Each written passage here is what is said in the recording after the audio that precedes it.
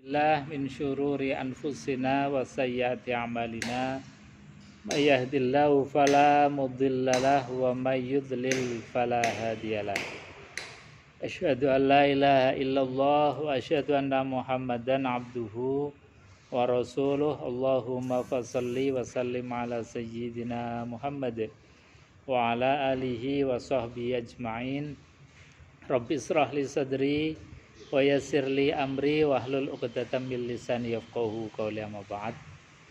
Ibu-ibu pengajian Nurul Ilmi, kajian Rabu pagi yang dimuliakan Allah Subhanahu wa taala. Alhamdulillah wa syukrulillah la ni'matillah. Pagi hari ini kita bisa hadir kembali untuk pengajian ngaji kitab Hikam. Mudah-mudahan hadirnya kita ke tempat ini mendapatkan berkah rahmat dari Allah Subhanahu wa taala. Amin ya rabbal alamin. Alhamdulillah, ini nggak terasa sudah ini bulan Sya'ban ya. Sudah Sya'ban, sebentar lagi sudah Ramadan. Nggak terasa. Alhamdulillah, di bulan Sya'ban ini sebagaimana doa baginda Rasulullah sallallahu alaihi wasallam, Allahumma barik lana fi Rajaba wa Sya'bana wa ballighna Ramadhana. Ya Allah, berkahi di bulan Rajab, bulan Sya'ban, dan pertemukan dengan bulan Ramadan.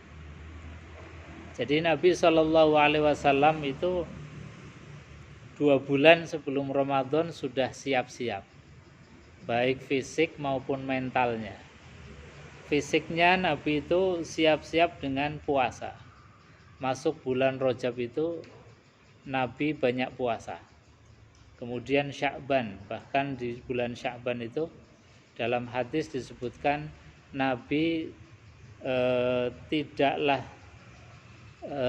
berpuasa paling banyak kecuali di bulan Sya'ban setelah bulan Ramadan. Makanya di bulan Sya'ban ini adalah bulan di mana Rasulullah SAW paling banyak puasa setelah Ramadan. Kenapa? Karena kata Nabi, bulan Sya'ban ini adalah bulannya Rasulullah SAW. Jadi kalau Rajab itu Syahrullah, bulannya Allah, disebut sebagai Ashhurul Hurum, bulan yang mulia. Rajab bulannya Allah. Wa syahru Sya'ban syahri, bulan Sya'ban yang bulan sekarang kita berada di dalamnya, ini kata Rasulullah bulanku. Makanya Nabi di dalam bulan Sya'ban ini luar biasa di dalam puasa. Paling banyak puasa sunnahnya adalah di bulan Sya'ban Rasulullah SAW. Dan di bulan Sya'ban ini para ulama itu mengatakan bahwasanya perbanyaklah bersolawat kepada Rasulullah, karena ini adalah bulannya Rasulullah. Wa syahru Ramadan, dan bulan Ramadan yang akan datang itu syahru ummati, kata Rasulullah, bulannya umatku. Makanya kita dikasih hadiah spesial Ramadan itu ya kita manfaatkan dengan sebaik-baiknya. Nabi 2 bulan sebelum Ramadan dah siap-siap secara fisik dengan puasa. Karena apa? Untuk melatih fisiknya supaya nanti masuk Ramadan itu enggak kaget. Kadang lama enggak puasa, biasa makan terus, tahu-tahu Ramadan datang itu kaget. Banyak biasanya kalau 1 hari 2 hari pertama itu mesti ada pemanasan dulu, kaget. Karena apa? Karena mungkin hari-hari sebelumnya, bulan-bulan sebelumnya tidak dilatih. Nah, ini Rasulullah melatih masuk Ramadan 2 bulan sebelumnya. Juga secara mental Nabi SAW itu persiapan berdoa dengan doa. Sebagaimana doa tadi, Allahumma barik lana fi Rajaba wa Sya'bana wa ballighna Ramadhana. Jadi 2 bulan sebelum Ramadan sudah minta, ya Allah pertemukan kami dengan bulan Ramadan. Ini insya Allah mudah-mudahan kita sekalian, keluarga kita diberikan kesehatan, bisa hadir di bulan Ramadan, bulan kita sekalian. Ibu-ibu jamaah yang dimuliakan Allah Subhanahu wa Ta'ala. Kita masuk pada bab yang ke-14 halaman 55.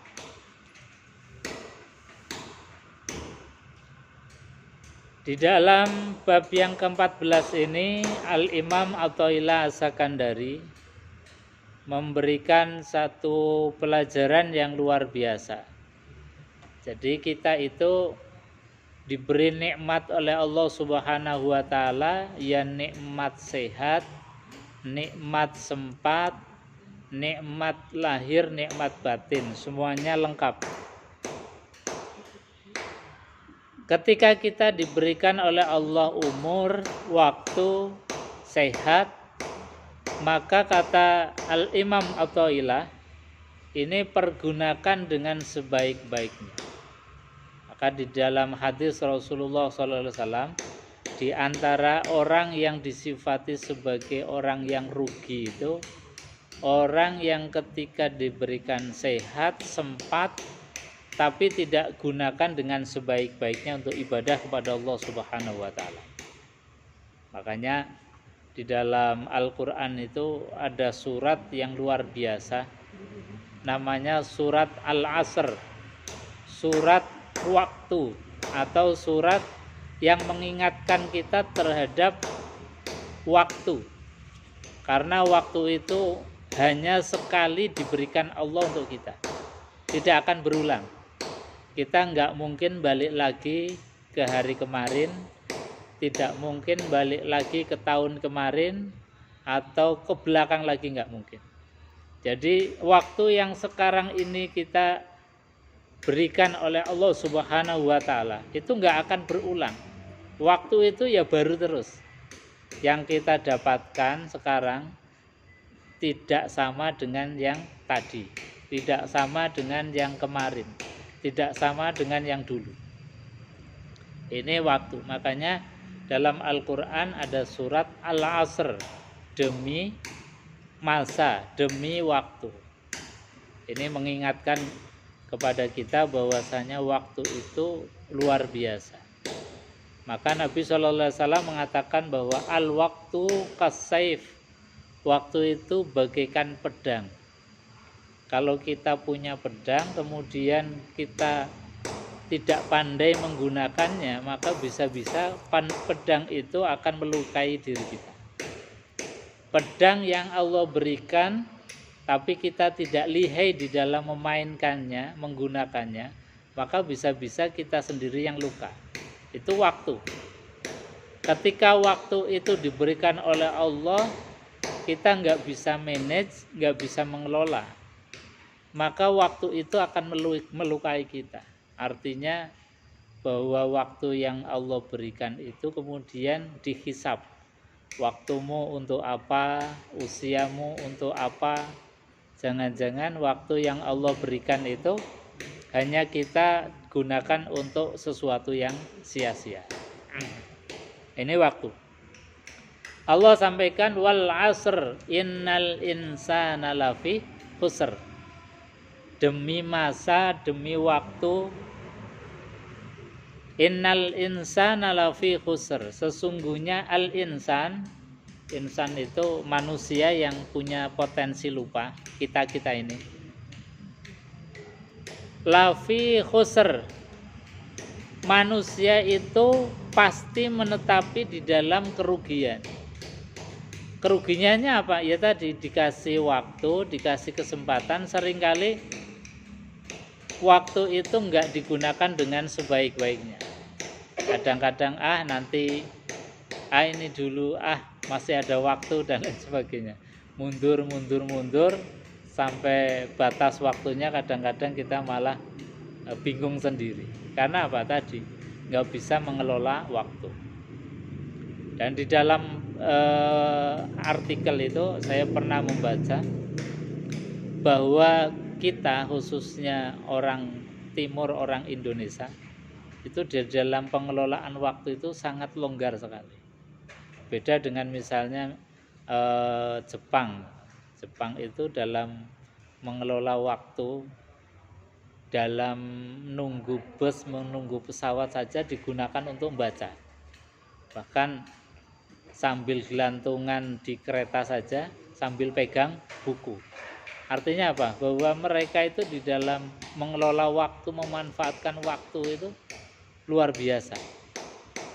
Bahkan jalan pun itu nggak ada yang jalannya santai. Jadi di Jepang itu kalau kita lihat apa namanya di video atau di film itu jalannya itu ya jalan cepat karena tadi al waktu kasai, waktu itu bagikan pedang. Kalau kita santai-santai nggak bisa menggunakannya, bisa jadi malah kita yang kemudian terluka oleh waktu. Dan itu sudah diingatkan oleh Allah. Innal insan lafi khusr. Sesungguhnya manusia itu hampir-hampir pasti itu di dalam kerugian. Karena potensinya itu besar sekali, potensi untuk rugi. Manusia diberikan oleh Allah nafsu. Ada sifat fujur, sifat yang jelek. Sifat yang senantiasa nafsunya itu senengnya santai-santai, senengnya yang enak-enak. Kalau diajak untuk yang agak berat sedikit itu agak berat. Misalnya kita tadi puasa Rasulullah SAW itu di bulan Rajab, bulan Sya'ban. Itu aja rasanya berat. Nah, puasa Rajab, puasa Sya'ban rasanya masih berat. Kalau enggak ada kewajiban puasa mungkin kita yang enggak puasa. Karena tadi kita itu suka memilih sesuatu yang enak, yang ringan. Kalau tidak dipaksa betul oleh syariat, itu ya kita milihnya milih yang enak-enak. Makanya alhamdulillah kok ada syariat yang memaksa kita. Yang siang hari harus nggak boleh makan, nggak boleh minum.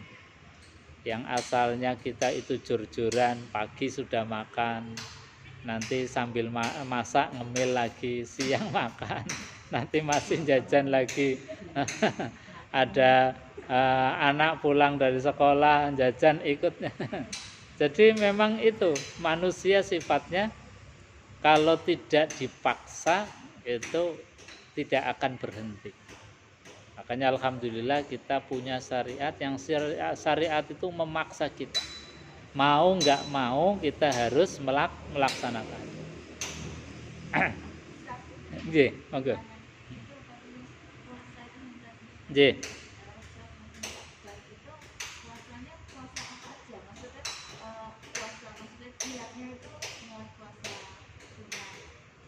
Nggih. Nggih. Nggih. Oh iya. Jadi kalau kita mau puasa Rajab, puasa Sya'ban, yang diutamakan adalah puasa untuk nyaur utang dulu. Jadi kalau kita punya hutang puasa Ramadan tahun kemarin, itu diutamakan dan diharuskan untuk pertama menutup hutang puasa tahun kemarin. Makanya misalnya gimana? Niatnya satu aja. Kalau niat puasa wajib, nyaur hutang itu kan wajib. Itu nggak boleh didobel-dobel. Jadi karena itu puasa wajib, puasa yang mengqadha Ramadan tahun kemarin, misalnya 6 hari, 7 hari yang ditinggal, maka dilaksanakan dulu untuk puasa yang mengqadha Ramadan yang kemarin. Di Sya'ban atau di Rajab kemarin itu utamakan itu. Kalau itu sudah selesai, maka kita boleh memilih. Misalnya sekalian puasa Senin Kemis boleh. Puasa sekalian Ayyamul Bid boleh. Atau selang-seling puasa satu hari tidak, satu hari puasa saja. Itu niatnya tatawu atau sunnah saja. Jadi kita bisa memilih niat puasa Senin Kemis bisa, niat puasa Ayyamul Bid biasa, atau hanya niat nawaitu siam sunnatan lillahi ta'ala. Saya niat puasa sunnah karena Allah Ta'ala. Itu sudah termasuk sunnah di dalam puasa Rajab dan puasa Sya'ban. Atau lebih diperjelas lagi, saya puasa bulan Rajab, saya puasa bulan Sya'ban, itu juga boleh. Tapi kalau masih punya hutang, diutamakan untuk puasa yang hutang.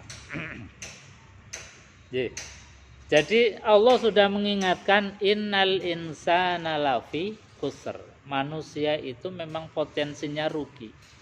Illal ladzina amanu wa amilus sholihat. Kecuali manusia yang punya dua kompetensi. Satu, amanu, yang iman. Iman itu artinya bahwa landasan hidupnya itu la ilaha illallah Muhammadur Rasulullah. Hatinya percaya tidak ada Tuhan selain Allah. Kemudian ada bukti imannya. Bukti imannya ya sholat, ya puasa, dan lain sebagainya. Wa amilus sholihat, dan juga orang yang ketika diberikan usia, diberikan waktu, dia selalu amal soleh.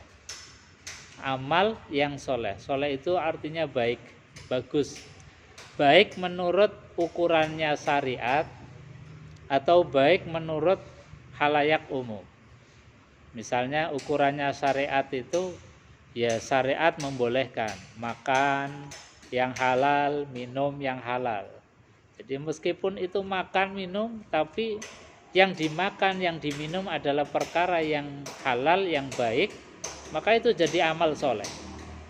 Jadi kelihatannya sepele, kita makan, kita minum, bahkan mungkin kita tidur, yang sifatnya sesuatu hal yang lumrah bagi makhluk hidup. Makhluk hidup kan ya makan, ya minum, itu kan sesuatu yang lumrah. Tapi ketika makannya orang yang berla ilaha illallah, makannya atau minumnya orang yang ada la ilaha illallah, itu jadi amalus sholihat, jadi amal soleh. Nah, itu yang kemudian menjadikan waktu kita itu jadi bermakna. Misalnya tidur, kita tidurnya orang yang la ilaha illallah. Kita niatkan, ya Allah, saya istirahat, saya tidur untuk kekuatan supaya bisa ibadah dengan baik, misalnya. Atau tidur supaya menjauhi maksiat. Karena bagaimanapun orang tidur ya pasti terjaga dari maksiat. Yang nggak lihat TV, nggak lihat HP, nggak lihat kemana-mana, nggak mikir apa-apa. Itu kan artinya bahwa tidurnya jadi tidur yang tarkul ma'as, meninggalkan maksiat. Makanya di dalam kitab itu diterangkan bahwa tidur itu ya luar biasa. Amalan orang akhir zaman itu bisa yang terbaik itu tidur katanya. Karena tadi tidurnya dalam rangka tarkul ma'asi. Sebab apa? Orang yang kalau matanya itu membuka, telinganya mendengar, itu pasti mau nggak mau ya ada al-ma'asinya. Buka HP saja misalnya, tahu-tahu ada orang yang ghibah, kita kadang-kadang ya gregetan juga. Mau nggak nge-share, kayaknya ini menarik. Kalau nge-share ya ikut-ikutan ghibah. Kalau misalnya buka HP kemudian macam-macam. Belum lagi kalau kita sudah keluar rumah. Itu makanya ada satu keterangan, amalan orang akhir zaman itu adalah terbaik tidur. Karena meninggalkan maksiat. Tentu tadi tidur yang dalam rangka tarkul ma'as, meninggalkan maksiat. Bukan meninggalkan kewajiban. Kewajiban misalnya apa? Uswaya kerja kamalah tidur. Itu namanya tarkul amr. Meninggalkan perintah, meninggalkan wajib. Itu malah dosa besar. Malah dosa besar. Jadi kalau kita itu daripada maksiat tidur itu baik. Tapi kalau wayai kerja, wayai aktivitas, wayai ibadah kok malah turu, ya itu malah dosa besar. Jadi ada dua hal yang kemudian kita disifati sebagai orang yang beruntung, yang tidak merugi. Yaitu yang pertama yang punya dasar iman, kemudian dengan iman itu wa'amilus sholihat, dibuktikan dengan amal soleh. Kemudian dia mampu watawasau bil haq watawasau bis sabr, saling ingat mengingatkan dalam hak, dalam kebenaran, dan saling ingat mengingatkan dalam kesabaran. Ingat mengingatkan ini juga menjadi penting. Jadi kita hanya mengingatkan saja. Apalagi kita zaman kita kan media pengingat banyak sekali. Misalnya kita punya HP. Dengan HP kita bisa saling ingatkan. Bu, ngaji yuk. Nah, itu satu kalimat yang kita share, kita kirimkan.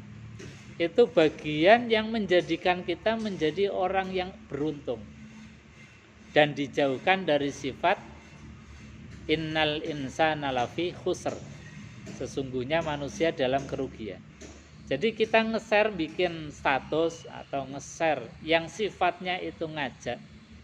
Jadi tadi watawasau bil haq watawasau bis sabr, saling ingat mengingatkan dalam kebaikan dan kebenaran, itu menjadikan kita menjadi orang yang sa'id, bahagia.